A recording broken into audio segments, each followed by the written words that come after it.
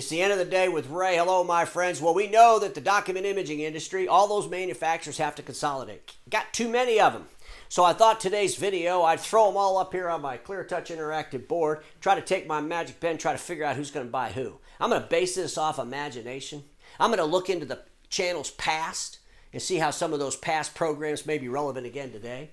But one thing's for sure, we know there has to be consolidation.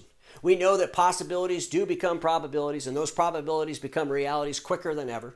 And we don't want to be surprised by what shows up. We want to be prepared. So without any further ado, here are the logos of all the players in the space. We got Xerox, HP, Canon, Epson, Konica Minolta, Kyocera, Lexmark, Brother, Toshiba, Sharp, and Ricoh. A lot of companies, a lot of good companies. But we got to have consolidation, folks. So before we start talking about who's going to buy who, I want us to go back in time a little bit. And I want us to think about Xerox and HP, not about last year's merger. Go further back than that. Think about when Xerox said, hey, we want to just split off our services business and we want to just focus on print. HP, we want to get rid of all of our services business. We want to focus on print equipment and compute equipment. Get rid of everything else. Folks, there's another manufacturer on this board that has diversified into some things that are really outside of the core deliverable of print and IT services. It's just outside of that core, those two cores. And that's our friends at Konica Minolta. Konica Minolta did a good job diversifying. 14% of their pie, so just to put this in perspective, Konica is about a $9 billion company. 14% of their pie is in industrial business. And that industrial business is around lenses. They do some really cool things with movie theaters and lenses. Just get your head there. But it has nothing to do with copy machines and printers. And then we got 10% of that business is healthcare. I mean, our friends at Konica Minolta are trying to find a cure for cancer. They're into radiology equipment, AI, artificial intelligence around medical stuff, biogenetics. I mean, really cool stuff. So we have to ask ourselves, is Konica Minolta getting ready to say, you know what, let's spin that off of our print business and our IT business. Let's just get rid of that. Let's just keep our print business and our IT services business. You know, Konica's print business with production and with the IT business, and that IT business, by the way, is a company called All Covered that they bought. And they've even added to that. A couple weeks ago, they bought a company that does penetration testing. They already have a security company they put up inside there. I mean, they're all in on IT. You take their IT business and their print business and their production print business, you know, that represents 76% of the company. Well, 76% of $9 billion is still a lot of money. That's almost $7 billion. It's $6.8 billion. They could either be a seller of that or they could buy. Maybe they spin off the industrial business and the healthcare business, which together represents 24% of the company. They spin that off. And they go buy a company. Or they spin that off and use the money they get to invest heavily into the healthcare business, as an example. There is a company that would be a great merger for Konica Minolta, either way. Either as a buyer or being acquired. And that company, my friends, is our friends up at the top, Xerox. You know, Xerox, they watch the end of the day with Ray, and they know that if they're going to buy a company, they ought to get one that has an IT business. So let's just imagine that Xerox and Konica Minolta come together. Now, Xerox, boy, they got something with this. They got a manufacturer. Remember when they lost the relationship with Fuji? We all know how that went. Xerox needs a manufacturer. You know, their aspirations to do things with HP kind of went to hell. You know, we don't know what the hell Canon's going to do. But realistically, if Xerox hooked up with Konica Minolta, they'd be in a pretty good position. They'd get a manufacturer, they'd get an IT services business. Xerox knows how to run direct operations. Konica has a bunch of direct operations. A lot of good synergies there. Now, you know, there's a rumor that Kyocera, let me put a little circle there on them. There's a rumor that Kyocera is one of the richest companies on the board. Well, Kyocera, they got to grow, right? They want to grow. There's a couple things they're missing in their portfolio. They're missing an IT services company. They're missing some big production stuff. You know, they're kind of behind on that. So what if they went out there and just said, you know what, Rico, we want to buy you. And they went out there and just bought Ricoh. Kyocera, Ricoh gets mind shift, gets production print, gets a little bit of a direct operation. They can grow, do whatever they want. We know that Ricoh has no intention of building up a direct operation again. Is it time for Ricoh just to sell, just to merge, just to be done? Form a partnership with Kyocera? Well, folks, you know what? If Kyocera's got all that money, you think they might go over to Foxconn and say, hey, Foxconn, we'd like to buy Sharp Print from you. Because Sharp Print probably represents, what, 1.5%, 1% of Foxconn's total revenue, if you just pulled out the print piece. So maybe Kyocera goes over there and works out a deal with Sharp. Who knows? Puts them in there.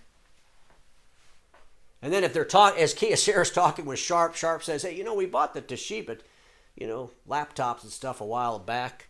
Toshiba as a corporation is a disaster. Toshiba Tech's kind of doing nice, but maybe it's time to sell Toshiba Tech. Toshiba's just like, we got to just get rid of this thing. Let's shut doors. So maybe Kyocera goes ahead and gobbles them up too.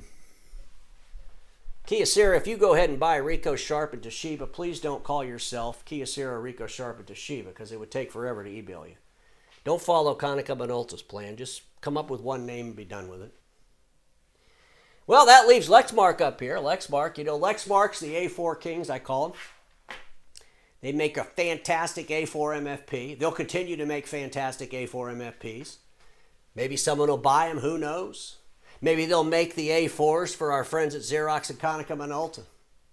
We all know we're going from A3 to A4. Lexmark's in pretty good shape because that is their core focus. Now, we don't have to listen to what HP says when they run around the world telling everybody they're going to disrupt everybody's A3 model and they're going to sell their own A3. Crazy talk. Maybe HP and Canon get together, ride off into the sunset together, who knows? Our friends over here at Epson, they showed up a couple BTA meetings. I remember seeing them a few years ago. They were all excited. They had the brochures. They're going to disrupt the market. They're going to go in there and sell ink. They're going to kill it. They're going to get dealers. They've struggled.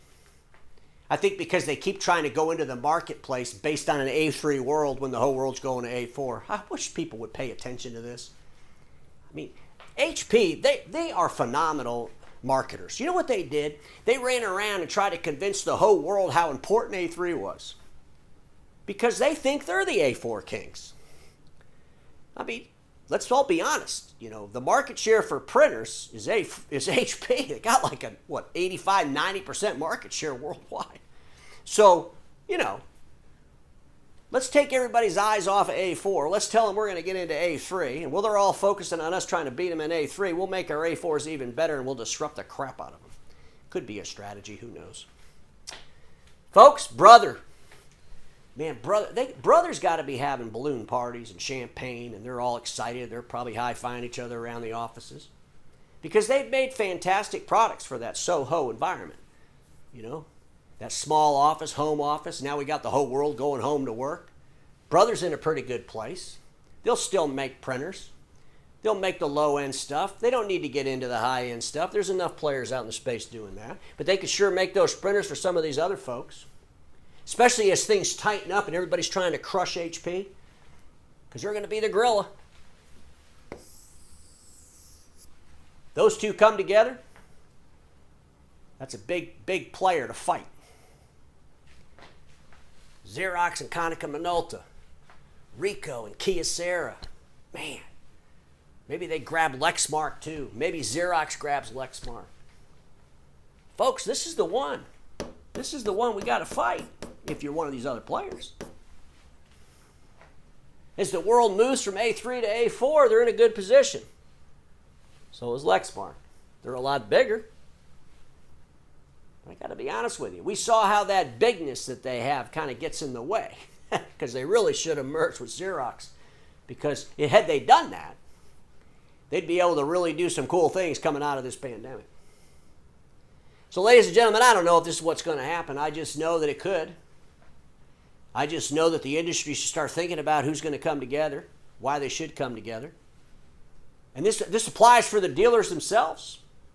The dealers in the imaging channel have to start thinking about that. Who do we play with? Who do we merge with? Some of these VC groups. Do two big VC groups come together, shed a whole bunch of cost, get more efficient, and do it, just go for it? Who knows? Do some of those private equity groups or VC-backed groups get bought up by one of these folks? A lot of things can happen. And as I said at the beginning of this video, possibilities become probabilities. Those probabilities turn into realities quicker than ever. We got to start thinking about things as an industry. We got to start thinking about what the industry looks like 2 or 3 years from now. We got to pivot. We got to position. We got to diversify, because we're not going back to the way it was. No matter how much we think, no matter how much we want it to, the year 2000 is gone forever. My friends, just some things to think about, and I'm going to end this the way I always do. Status quo is the killer of all that'll be invented. Don't get stuck in status quo, and I'll see you all tomorrow.